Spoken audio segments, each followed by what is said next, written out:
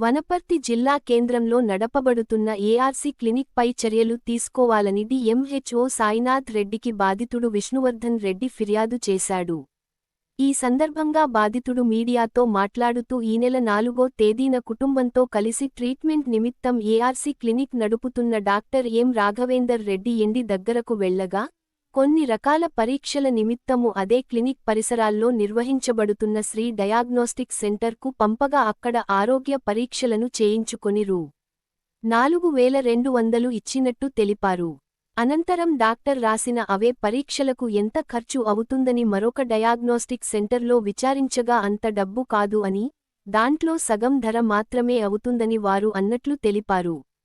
ఇదే విషయానికి ARC క్లినిక్లో నడపబడుతున్న diagnostic centre వాళ్లను ఆరోగ్య పరీక్షలకు ఎక్కువ మొత్తంలో డబ్బులు వసూలు చేస్తున్నారని శ్రీ డయాగ్నోస్టిక్ సెంటర్ నిర్వాహకులను అడగగా తనపై అసభ్యంగా దూషిస్తూ ఎవరితో చెప్పుకుంటావో చెప్పుకుపో అని మాట్లాడారని, చివరకు డాక్టర్ను అడగ డయాగ్నోస్టిక్ సెంటర్తో నాకు ఎలాంటి సంబంధం లేదని తప్పించుకునే ప్రయత్నం చేస్తున్నాడని ఆరోపించాడు. ఇలాంటి ప్రైవేటు క్లినికులు ప్రజలను మోసం చేసే వైద్యులపై చర్యలు తీసుకొని కఠినంగా శిక్షించాలని డిఎంహెచ్ఓ సాయినాథ్ రెడ్డికి వినతిపత్రం ఇచ్చినట్లు ఆయన తెలిపారు.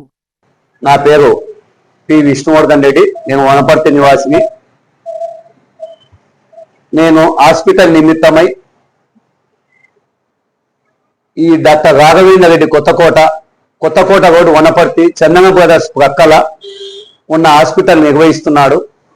అటువంటి దాని విషయమై మా ఫ్యామిలీతో వెళ్ళి నేను ట్రీట్మెంట్ తీసుకున్నాను.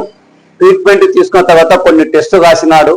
అదే దాంట్లో లోపలనే, అదే హాస్పిటల్లో లోపలనే సి డయాగ్నిక్ సెంటర్ అని చెప్పి రెఫర్ ద్వారానే నడుస్తున్న డయాగ్నిక్ సెంటర్కు వెళ్ళి టెస్టులకు ఇచ్చినాను. 4400 రూపాయలు వసూలు చేసుకున్నాడు. అయితే నాకు అప్పుడే డౌట్ వచ్చింది, ఏంది 4400 మళ్ళీ బయట చేయించుకున్నా అని చెప్పి అడిగితే, లేదు బయట ఇది అంతా ఒకటే ఉంటుంది సార్, మీరు ఇక్కడనే తీసుకోండి అని చెప్పి అంటే అక్కడనే ఇచ్చి ట్రీట్మెంట్ కోసం అని చెప్పి నేను ఇచ్చి వచ్చినాను. ఒక 3 days తర్వాత హైదరాబాద్ పోయి వస్తాయి ఆ టెస్టులు అని చెప్పి అన్నాడు. మళ్ళీ తిరిగి వెళ్ళి ఆ కలెక్ట్ చేసుకొని బిల్స్ తీసుకుంటే 4400 బిల్స్ ఇచ్చాడు. అయితే నేను బయట అదే టెస్టుల గురించి ఈ టెస్టులు ఎంత అవుతున్నాయని చెప్పి పర్తిలో గల డయాగ్నిక్ సెంటర్ పోయి అడిగితే డబల్ రేటు తీసుకున్నాడని చెప్పి, డబ్బులు తీసుకున్నాడని వసూలు చేసిందని చెప్పి నాకు అర్థమైంది.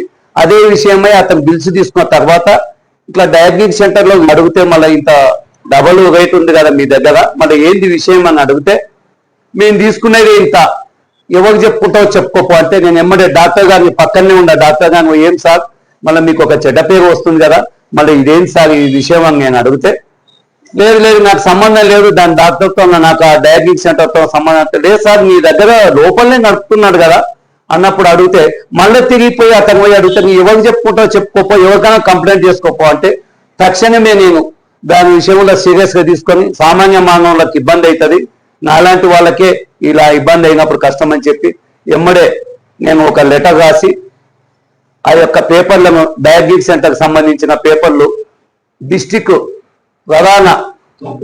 ప్రధానంగా ఉండే జిల్లాకు సంబంధించిన సూపరింటెండెంట్ అంటే డిఎంహెచ్ఓ సాయినాథ్ రెడ్డి గారిని పోయి కలిసి అతనికి వినతి పత్రం ఇచ్చి అతనితో మాట్లాడి నేను ఖచ్చితంగా సీరియస్ తీసుకుంటా అని చెప్పి నాకు మాట ఇచ్చినాడు.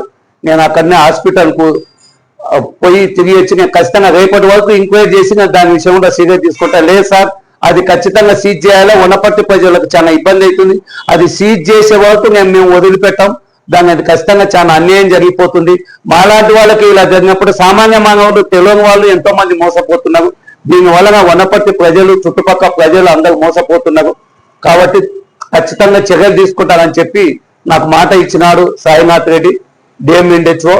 అయితే ఈ విషయంపై నేను వివరణ కోరితే ఖచ్చితంగా చేస్తానని చెప్పి అన్నాడు, మాట ఇచ్చినాడు. దీని విషయంపై ఎంత దూరమైనా నేను వెళ్తానని చెప్పి